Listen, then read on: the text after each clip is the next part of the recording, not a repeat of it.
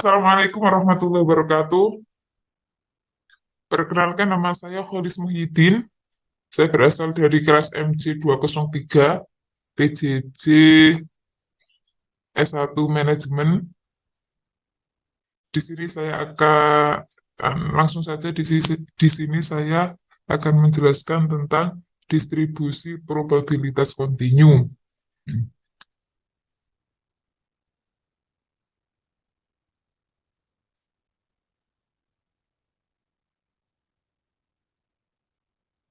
Sebelumnya kita ingat kembali tentang probabilitas. Probabilitas yaitu peluang atau kemungkinan suatu kejadian, suatu ukuran tentang kemungkinan atau derajat ketidakpastian suatu peristiwa atau event yang akan terjadi di masa mendatang. Jadi bisa disimpulkan kalau probabilitas itu peluang atau kemungkinan yang bisa saja terjadi ataupun yang tidak terjadi di masa yang akan datang. Nah, macam-macam distribusi probabilitas itu ada dua. Yang pertama ada distribusi probabilitas discrete dan yang kedua distribusi probabilitas kontinu. Untuk yang distribusi probabilitas discrete itu ada dua, distribusi binomial dan distribusi Poisson.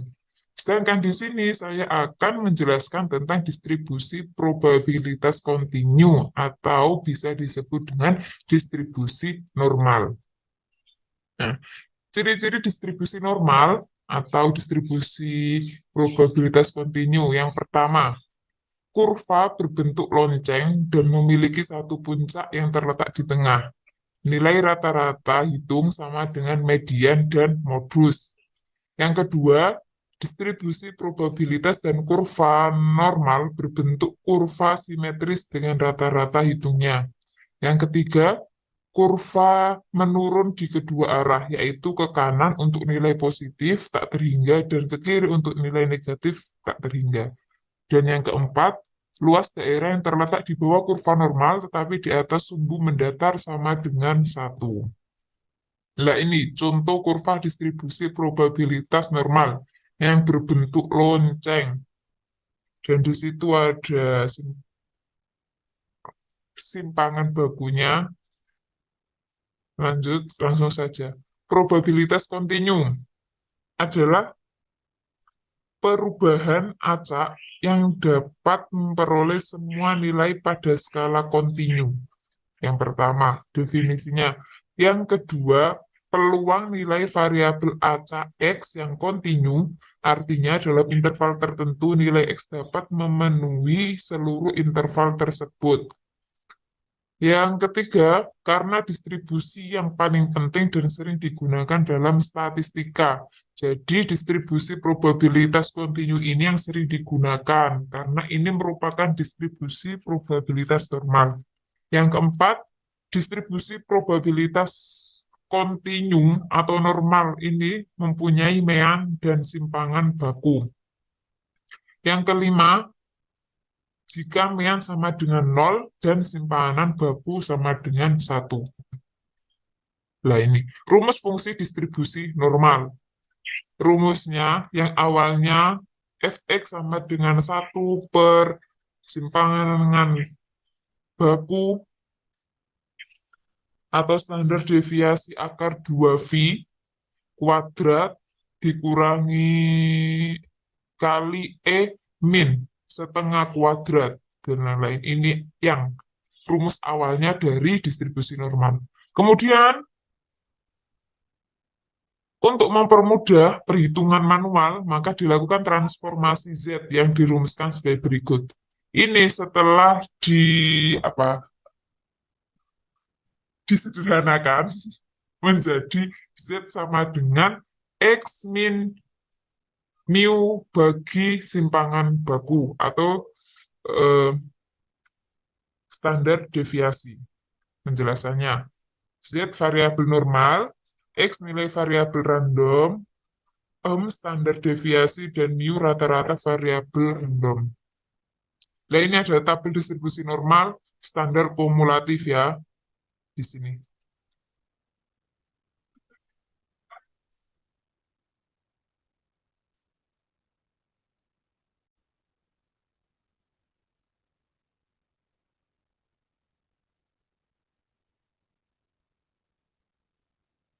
Selanjutnya ini ada contoh soal. Soal yang pertama, sebuah alat elektronik diberikan jaminan tak akan rusak rata-rata selama 800 hari dengan standar deviasi 40 hari.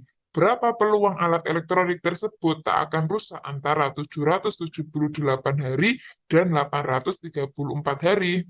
Langsung saja kita jawab. Diketahui diketahui mu sama dengan 800. Kemudian ada simpangan bakunya ada 40, terus X1 sama dengan 778, X2 sama dengan 834. Kemudian pertanyaannya adalah peluang di mana X antara lebih besar 778 dan lebih kecil dari 834. Kemudian langsung saja kita jawab, Z sama dengan X min mu bagi standar deviasi. Langsung saja yang pertama kita mencari Z1. Z1 sama dengan X1 min mu 1 X1 dikurangi mu 1 bagi standar deviasi sama dengan, ini langsung sudah saya hitung, berarti X1-nya ada 778, ini X1-nya. Dikurangi 800 ya. Hasilnya kan min, kemudian dibagi oleh simpangan bakunya 40 sama dengan min 0,55. Terus Z2-nya sama, kita pakai rumus X2 dikurangi mu bagi simpangan baku sama dengan 0,85. Terus peluangnya Z1 sama dengan min 0,55 sama dengan 0,2915. Ini kita lihat dari mana? Kita lihat dari sini.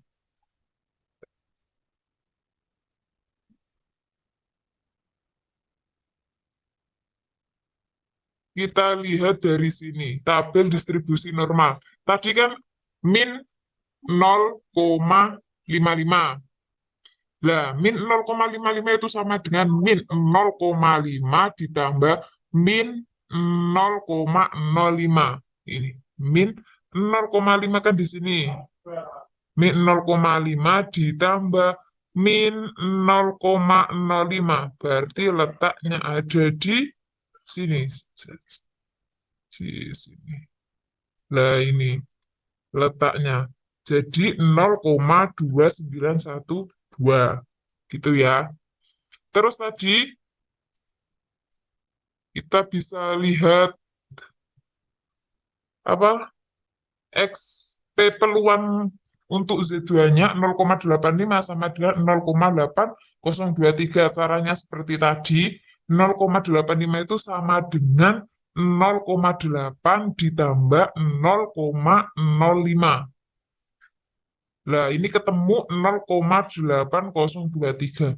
Kemudian peluangnya, kita lihat peluang Z2 dikurangi Z1 sama dengan 0,023 dikurangi 0,2912 sama dengan 0,5111. Jadi peluang X lebih besar dari 778 dan lebih kecil 834, yaitu 0,511. Itu untuk soal pertama. Nah, ini ada juga soal yang kedua.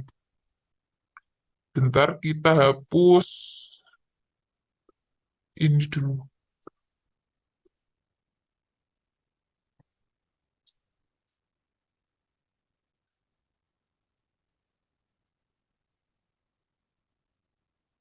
Ini soal nomor 2, rata-rata penghasilan penduduk desa Sukamaju adalah rupiah 50 per hari dengan simpangan baku 19.000. Jika diambil variabel secara acak dari satu orang penduduk desa tersebut, berapakah peluang ditemukannya penduduk desa dengan penghasilan di atas rupiah 75.000? Langsung dijawab, diketahui U-nya sama dengan 50.000, simpangan bakunya 19.000, X-nya sama dengan 75.000. Ditanya Z, Dijawab Z sama dengan 75.000 dikurangi 50.000 dibagi 19.000 sama dengan 25.000 bagi 19.000 sama dengan 1,31. Dengan demikian Z yaitu 1,31. Nilai Z lebih besar dari 0 dan lebih kecil dari 1,31 pada tabel adalah 0,4049. Ini kita cari di tabel distribusi tadi ya. 1,31 berarti sama dengan 1,3 ditambah 0,01.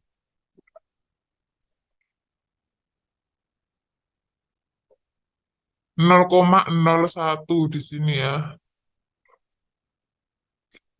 Kita pakai warna kuning.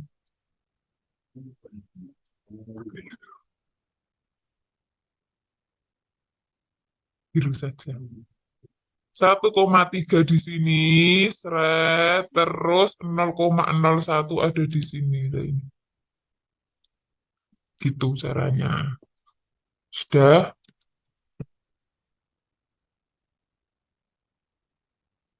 Sudah demikianlah penjelasan dari saya tentang probabilitas kontinu. Terima kasih. Wassalamualaikum warahmatullahi wabarakatuh.